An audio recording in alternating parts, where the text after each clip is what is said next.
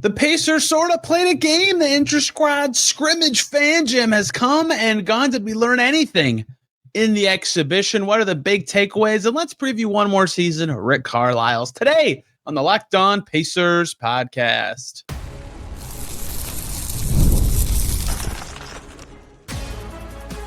You are Locked On Pacers, your daily Indiana Pacers podcast, part of the Locked On Podcast Network, your team every day.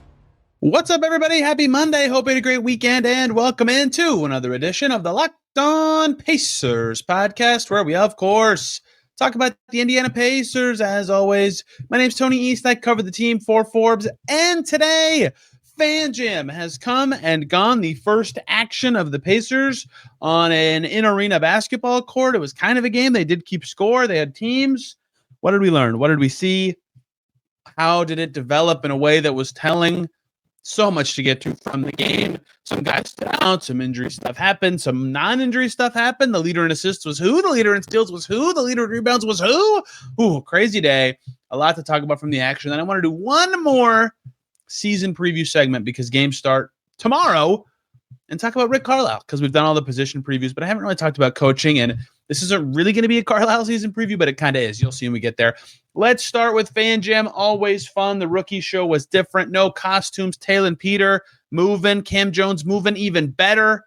Cam Jones was singing better too. Talon Peter, no offense. Good spirit. Cam Jones was better. Let's talk about the basketball game because it was the first chance to see the Pacers on the floor at the same time. Well split as expected, despite a juke from the Jumbotron that had Talon Peter and James Wiseman starting. The top 10 was the expected healthy 10 players. Ben Shepherd was hurt and did not play. But outside of that, the starters were on one team, which was Nembhard, Mathurin, Nesmith, Siakam, and Jackson was on that team. And we will be talking about Isaiah Jackson today. And then the other team, their opening five was McConnell, Furphy, because Shepherd did not play, Walker, Toppin, and Jay Huff. So that is what I have at least expected to be the top 10. That's our first, very obvious yes, I think, of many, already key signs. We've heard about some lineup switching with the centers in camp, and these guys are with that guys. But, who knows where Shepherd truly is because he's been hurt the whole time. But I would imagine that is roughly what the situation is. And then when the starters stopped playing, Johnny Furphy switched teams and played the whole second half of their team. So I think it's very clear who the Pacers view as their top 11 right now from this game. And then everybody else was split up across the teams. Not that was so surprising, but we got, the lineup scared me when I saw this Jumbotron. I thought, wow, I've been way off. Not that just out of nowhere, if Talon Peter is starting, my goodness, way off on that, and Wiseman too. But anyway, expected lineups, that's not a huge takeaway. What to me was big takeaways. The first one to me would be starting with the Achilles centers. This was the first stuff that I started putting in my notes. Isaiah Jackson, fourth possession for the white team, just uncorked a wide open three. And he missed it, but I was like, oh, he just bombed it away. And throughout the game, we saw, to be clear, James Wiseman took an elbow jumper and drilled it. Jay Huff took jumpers. Tony Bradley took 2 threes in this game. He's been drilling them in practice. Wiseman rang the bell in practice this week. The centers are encouraged to shoot. We'll see if that is a thing for any of them, besides Huff, obviously, who has at least some track record of making threes, because I don't view any of them besides Huff as real range shooters. But welcome development to see them shooting for the Pacers. That's not even the takeaways, though. The takeaways was that Isaiah Jackson looked almost exactly like Isaiah Jackson pre-Achilles injury, albeit in, very small amounts of playing time in this game. But, he took an elbow jumper later. He was moving great, beautiful DHO with Mathurin. And then he scores at the basket with some patience and a fake to score over Furphy. He took off from far away for a dunk, just moving like the guy that we've seen before. And I think that was good news to see for Isaiah Jackson. That was the first time I've seen him in any sort of game action. He's obviously, I thought it was very telling that he said, yeah, I think my athleticism is back. Sometimes my teammates always think it's there, right? That's probably a good sign for your athleticism. But it was certainly on display for us. He was 3 for 5 in the game, 6 points for Isaiah Jackson, and uncorking some jumpers. So 1, he was healthy. 2, he played well. And the exact same summary can be had for James Wiseman, who I thought also played quite a solid game in this one. He had 4 points and 2 boards, uncorking that jumper in his 7 minutes and 49 seconds. What I thought James Wiseman's best thing was in this game. His screens were just awesome. He was stepping up, smoking guys, moving into the space. He had a beautiful pass on one of his rebounds out to a shooter. He played really well as well. So the Achilles guys at the 5 who question marks about their health and how it would impact how they play this year passed their first test, I think, with flying colors, both in terms of like just playing well, but also in terms of the things that made them, attractive prospects or interesting players before their injuries were certainly on display in this game, right? So great start for both of those guys. Takeaway number 2 that became very apparent very quickly, the pace. Faster. I mean that. It was very interesting to see. That was a topic of question post-game. We got to talk to Andrew Nembhard and Obi Toppin. Like, they were just cross timeline, quick action, shots there, take it. Quick action, shots there, take it. It was a fast game. When it was flowing, there got to a point of some whistles and some fouls. They had actual G League refs at the game, so fouls were called. But when they were flowing from possession to possession, they were moving and getting shots up. The interpretation, and I still think this will end up being the case, but we'll see when it settles in against other opponents that aren't the same team, was that, I'm going to steal Aaron Neesmith's phrase the whole season. Andrew's pace instead of Tyrese's pace for the Pacers would be a little slower, albeit even if they tried to play the same way. But it was just as fast, if not even faster today. A lot of people noted that to me, too, watching the game, which made me feel a lot better and not so crazy about what's going on. They were really moving. They were really getting to the shots they wanted quickly. We'll see what that – I think that will be maybe now my most intriguing non-player thing. We'll talk preseason on tomorrow's podcast, but to watch when they play other opponents is when they're not playing the guys they've been playing over and over and over again throughout camp, is like, can they continue to just go boom, boom, boom, shot, boom, boom, okay, that guy's open shot. Like, it was so easy every play. And like, look, the other part of what I'm talking about today is this is an inter-squad scrimmage. Like, there's a don't hurt anybody, be careful element of this too. Like, there's not a lot of defensive force, but can that pace and speed maintain into future games? If I had to make one more broad, big takeaway, the bench group won the game, and that has happened before. Usually the starters are obviously the favorites. The blue team won the game, and the bench looked pretty good. And I mean, like, every player in that group was doing something, and we'll talk about a couple of these guys in the second segment here. But Obi Toppin, we know what he can do: moving, hitting threes, hitting the glass, athleticism on display. He was good. Jarris Walker made plays. McConnell slithered around. He got one shot blocked, but the rest was good.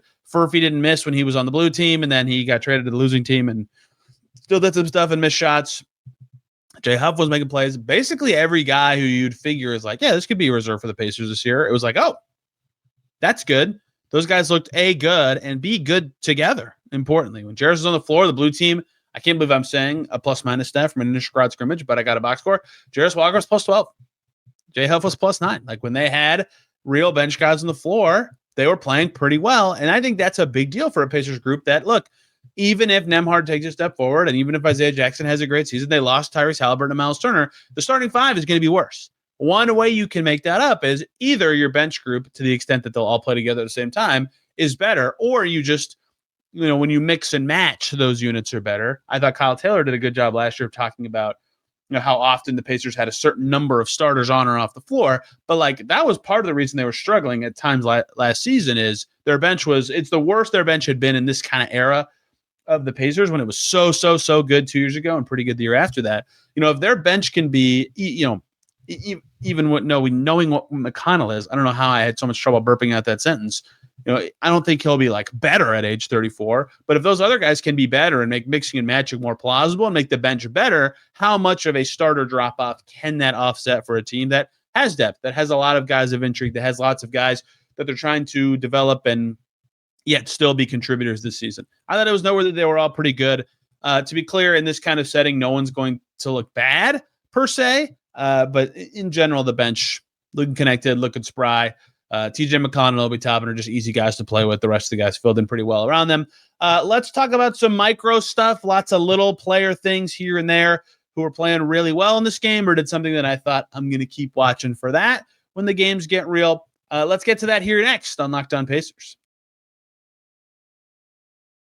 Before we talk about any of that, let's talk about Peloton. Peloton is shaping the future of fitness with the brand new Peloton Cross Training Tread Plus. powered by Peloton IQ. It's their most advanced equipment yet, designed to give you real-time guidance and endless ways to move, whether you're running, lifting, or cross-training with your favorite instructors. This is Training Reimagined. Peloton is built for breakthroughs with tools that help you plan, stay motivated, and reach peak performance. I love the Peloton IQ system. It offers real-time strength coaching. It actually tracks your reps. It suggests the right weights. It corrects your form, makes every rep safer and smarter. They have a swivel screen. It's a game changer. You can go from running on the Tread Plus to strength training without missing a beat, and personalized class recs keep you engaged. Your workouts are tailored to your vibe and energy level each week. So let yourself run, lift, flex, and push forward. Explore the new Peloton cross-training Tread Plus today at One Peloton. That's the ONE Peloton.com. We are back here on Locked On Pacers. Thanks for making it your first listen today and every single day. Your second listen's got to be some of these teams that are playing now. Warriors played last night with Al Horford on the floor. The vets are there. If the Warriors stay healthy, they'll be good, but they're super old and creaky. How did La Warriors look in their debut? Charlie Walter, Locked On Warriors. We'll have more. I can't wait to watch that game, but I was doing stuff when it was happening. Okay, let's talk about a little thing here, a little thing there, a little thing everywhere that mattered to me from FanJam 1. I mentioned this off the rip, but who do you think, if you're listening, if you haven't seen a box score, if you knew nothing about the game, was the Pacers' leader in assists in this game? You might think Andrew Nembhard. He actually didn't have any assists in this game. You might think TJ McConnell. He had 3 assists in this game. Jarris Walker played, I believe, the most minutes of anybody. Maybe you think it's him. He had 3 assists in this game.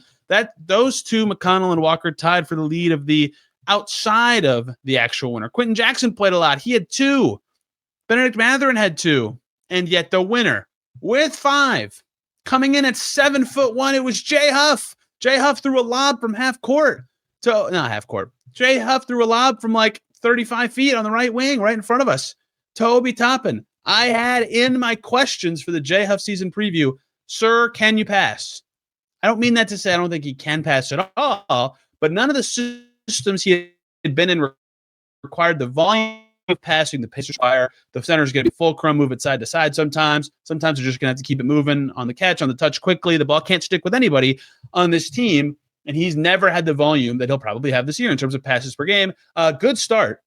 Good start from Jay Huff. And when I asked him about that at practice last week, I didn't really talk about this in camp notes because it was just like a one-off personal, curiosity question. He's like, I can do that. And yep, good start for him, Jay Huff, with the passing. I thought that was extremely noteworthy that he was pretty much by far the best passer. Obi Toppin looked great. Play finishing in particular for him was really, really phenomenal. I wonder this year where he settles in from 3. 2 years ago, over 40%. Last year, struggled to start the season, didn't really get going till December. If he's a confident and good jump shooter to start the season, that would also go a long way in helping the Pacers bench get a boost, because last year it was so bad to start the season. Part of that was Obi Toppin was not playing as well as he did 2 years ago. And then, of course, by the end of the season, he was, easily in their 6 best players, right? Can he be that level of finisher?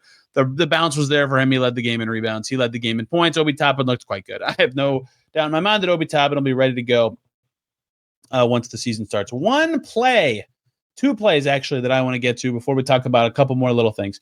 1, Andrew Nembhard, I think his only made 3, Yes, his only made 3 of the game. Around a screen, quick dribble to the right, lean forward, pound it, quick pull-up 3.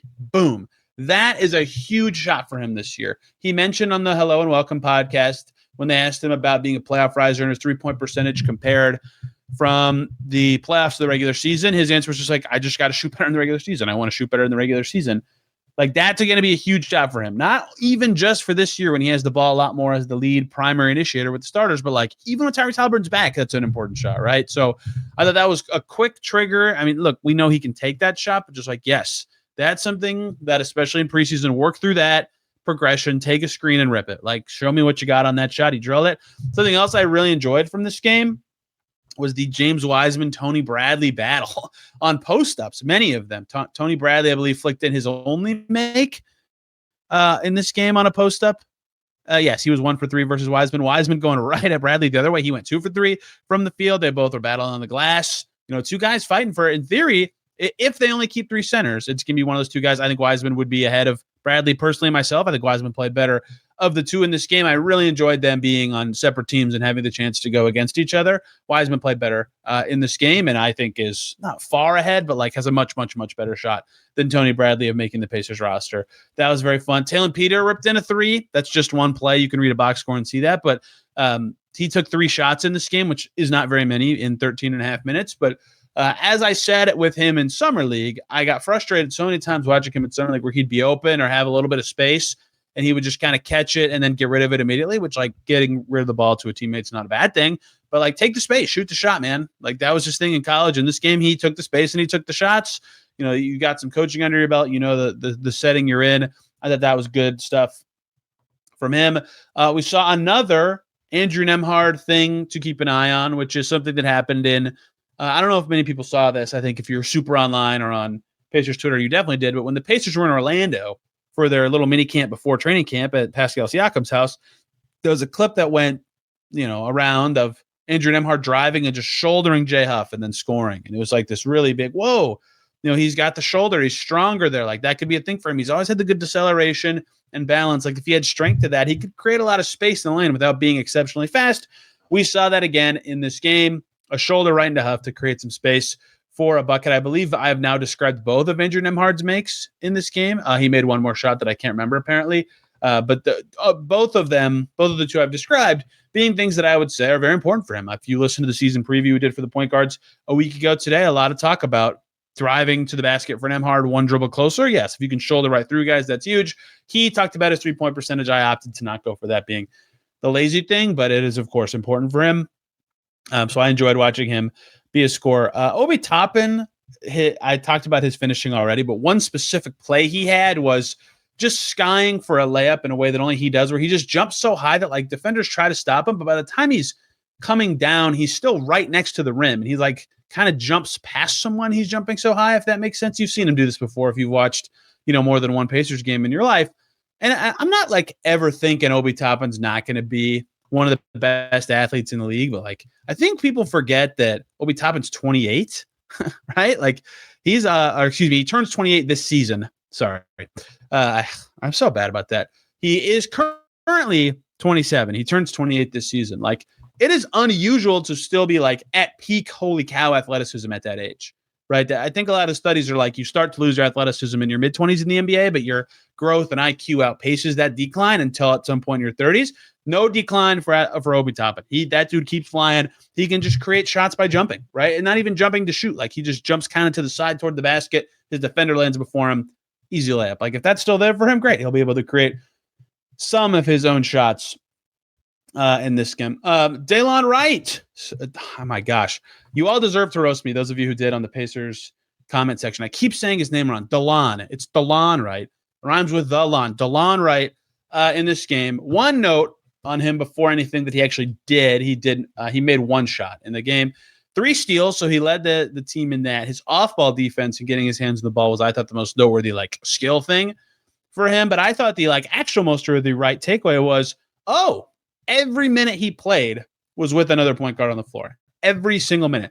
He played 12 minutes and 43 seconds. A few of them were next to Andrew Nembhard in the first half of this game, and a bunch of them were next to Ray J. Dennis in the second half of the game. So, part of the appeal of him joining the team was, of course, they could use a third point guard if there's injuries and they want a veteran stable hand. But I also said they love playing 2 point guards. And if they think Wright can play the 2 or play next to another point guard comfortably, which he has done before with, Trae Young, Kyle Lowry, whoever throughout his career, like that's a big deal for the way they specifically want to play. Well, his first appearance, should he make the team, very much suggests that, yes, they also believe he can do that. And then my last notes were specific James Wiseman plays. He's moving very well. Great screen for Furphy, who tried to lob it to him. Bad lob. But just very confident moving and running from James Wiseman. I already talked about him. Jalen Slauson, who we don't talk about much for many reasons, because he's an Exhibit 10 guy who's almost certainly not going to make the team. But he had a nice dunk in traffic for his only make. You could just kind of see him skating around while he's, on the edge of the NBA. Gabe McLaughlin, the guy we've barely talked about at all. He's like their last guy in there on Exhibit 10. They could really use him playing with Shepard out and Cam Jones out this whole time. He hit a 3. He hit 2 threes in this game. He took 5 of them. We'll see if he becomes that level of shooter in the G. But FanJam was fun.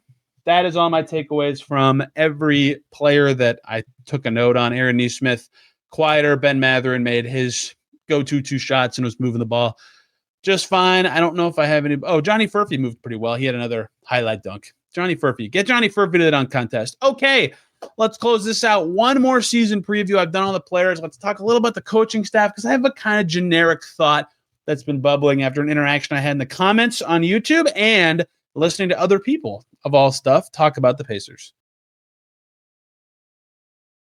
Before we get to any of that, we got to talk about FanDuel. The NFL season, it's here. The Colts are awesome. And FanDuel has an offer that you do not want to miss. Right now, new customers on FanDuel, they can bet just $5. If it wins, guess what? You'll get $300 in bonus bets. That's right. Pick a bet. Put down $5. If it hits, you'll unlock $300 in bonus bets that you can use across the FanDuel app, an app that many people love for various reasons, right? It gives you so many ways to play, following the live lines during games, building parlays, trying player props, whatever you're into. It makes watching football even more exciting when you've got a little something riding on the action, whether you're a casual fan or love diving into the stats. FanDuel makes the game day experience so much better. So what are you waiting for? Visit FanDuel.com to download the FanDuel app today and get started. Once again, that is on FanDuel.com. Back here on Locked On Pacers. Thanks for making us your first listen today and every single day. For your second listen in NBA land, the Knicks and Sixers played twice. Quentin Grimes signed a yuck for the Sixers contract. Locked On Sixers for your second listen to hear about actual NBA games featuring IU guy Eric Gordon or Quentin Grimes, or football people / indie people. Locked On Colts exists. The Colts are balling. They just smoked the Raiders. They're 4-1. Woof. Look at the Colts go. It's been fun to see them be good. Locked On Colts for your NFL-related needs if you are interested in such a thing. Okay, let's finish this up here with some bubbling thoughts in Tony East's head. I could do this segment, honestly, every day, but I wanted to preview Rick Carlisle's season anyway. I did all the players. I want to talk a little bit about the coaching staff. Here's the thing. I'm not smart enough when it comes to specific X's and O diagram plays. I'm not smart enough about basketball coaching to truly evaluate a coach the same way you kind of can with players. But I'll say this. Here's what's got me thinking about Rick Carlisle and this season for the Pacers. One is I still do not think that like the general world has caught up to with what makes the Pacers good. The NBA world has because they know what they're watching. But like it's wild to me, and I tweeted this like a week and a half ago, maybe even longer than that. How many times I'm listening to a podcast about a team going into the season and they're trying to think about like, how could this team be better? And they say, oh, they take something from the Pacers, right? Copy their pace. Oh, the Thunder and Pacers were so fast in the finals. You got to copy the pace. And it's like, yeah, I guess the Pacers do play fast. Like, obviously it's been a big topic this offseason, but that's like 1/5 of like what makes their offense special and effective. I just said like so much. I'm sorry. I know that bothers people because to me, it's the randomness and the action-to-action play that they have that makes them special. It's so hard to continuously defend and scout that when, like, you know what could come next, but you don't know what's coming next. And the other team that's coming at you kind of only sort of knows what's coming next. That's part of it. And the other part of it is they do it with such low turnover frequency and high passing volume. They want to lead the league in passes. They were the third fewest turnovers. Like, to be able to do all of those things collectively, a lot of passes without turning it over, and random movement and fast is really hard, right? It's a very demanding system. It obviously works very well for the Pacers. They have specific personnel who can play in it. Teams can't just copy that. So the reason it's been so strong is the Pacers coaching staff developed an A, sharp, like core values system, but B, one that is possible because of the players they have that fit into it. How many times have I said, yes, TJ McConnell fits better on the Pacers than he would probably on any other team in the NBA. I've said the same thing about Obi Toppin when it comes to their contract and trade values specifically for the Pacers. So that's one thing that has me constantly thinking about Rick Carlisle. The other one is a comment on last Friday's podcast, which was about early training camp takeaways for the Pacers. What have I noticed? What's been going on in the league? And like something I talked about was conditioning, right? The Pacers have always been about this in this current era, the way they want to play, full court pressure, a lot of physicality, a lot of running. Like, you got to be in good shape to do all that. And conditioning has been a big thing for them, and the Heat have done it for forever. But how many teams, like, you pop, I'm going to say what I said back then, so I apologize for the next 20 seconds of repeating, but how many teams around the league on media day said something like, instead of the classic, we're going to play faster, take more threes, I felt like this year's theme was, we're going to be the best conditioned team in the league. Like, conditioning is becoming a thing. And so I bring all this stuff up to say, the pace from 2 years ago, the Pacers were, I believe, second in the league, only behind the Kings. They were, 7th or 8th last year. The conditioning is now a thing that everybody around the league is like, oh, man, this is really working for them. And like, this is where the league is trending.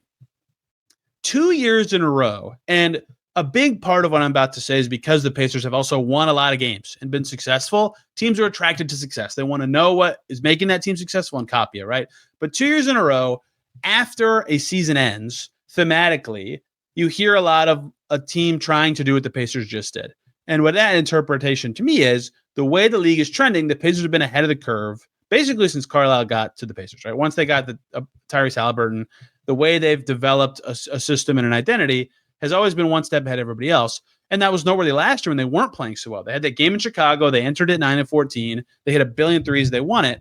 And I remember around that day hearing from some other coach who does not work for the Pacers in the league that was like, everyone's playing like the Pacers except the Pacers, right? They couldn't get their pace back. Their juice wasn't there. Their ball movement wasn't there. And I thought, yeah, that's kind of true. Like teams are trying to play like the Pacers. And so even though the Pacers' raw pace number was not that far off the year before, it was way lower comparatively compared to the league. And eventually they got their mojo back and they got the randomness back and they got their turnovers in check. And of course, Tyrese Haliburton started balling and their defense got better because Nemhard came back and all sorts of stuff. You all lived it. You all remember it. But all these points, the copycatting, the identity they've built, the what happens when they stray away from it and all that. My Rick Carlisle season preview is not necessarily any one specific thing. I know that Rick Carlisle can win games. He won 50 of them last year. Pacers haven't done that in forever, like 10 years. And they made the friggin' NBA Finals for the second time ever. I know he can win games. I know he's been sharp in series, plural, for the Pacers so far. I know he can develop talent. Doing both of those at once is like a top-tier coach thing. That obviously, there's like relationship management, staff management, and all that kind of stuff. But like the basketball product part that people see every day, he's been awesome. And that's why he just got his contract extended. But all the stuff I've been rambling about for the first 5 minutes of this segment leads to my Rick Carlisle season preview, which is just one question. What is next? And that is like a league question, right?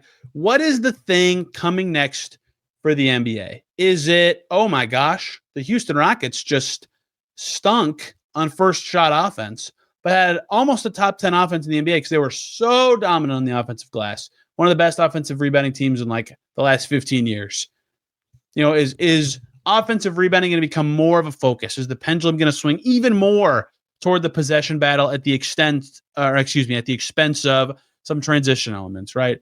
Could it be something like that? Is it going to be more zone defense? Zone defense had a rise last year. The Pacers eventually struggled seeing a lot of zone defenses last year, for example. Teams really wanted to put them in. The Rockets of all teams were a zone defense team at times, right? Is that something that is viewed as coming for the NBA? I'm not going to sit here and tell you that I know what it is going to be. I can guess. I watch a lot of other teams all the time. I can see how teams are successful.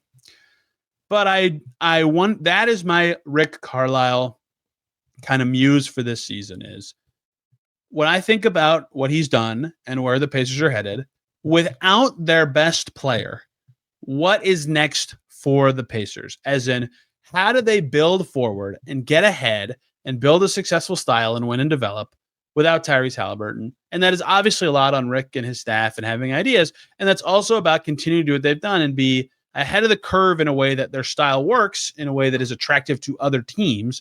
And you can just say, oh, he had a great team and built a style that works for them. And that's true. But the fact that that style beat other teams is why other teams would have copied it. It's like a lot of teams played faster than the Pacers last year, but they didn't win as much as the Pacers. Who cares? You're copying the team that wins. The Pacers have won. So what can Rick Carlisle do this year? That is my generic question for Rick Carlisle's season. And I would like to revisit that when the season ends. What did the Pacers do that I felt like was either ahead or not ahead of, or the curve, or what was different about them this year? And who continued to develop, and how did they win, and all that kind of stuff. The same stuff that matters for him every year. Coaches get graded on that rubric. Yeah, of course, that matters too. But that is my Rick Carlisle season preview. And that takes us to games tomorrow. Can you believe it? We're doing the preseason preview. Hope to have a guest because the Pacers play a game Tuesday night. Congrats. You're basically done with the offseason. One more Locked On Pacers before it's over.